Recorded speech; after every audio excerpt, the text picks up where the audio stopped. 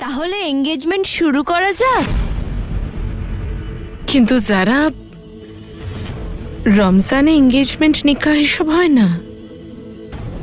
আমার মনে হয় এই বিষয়টাতে আমার থেকে ভালো কবির বলতে পারবে, তাই না কবির?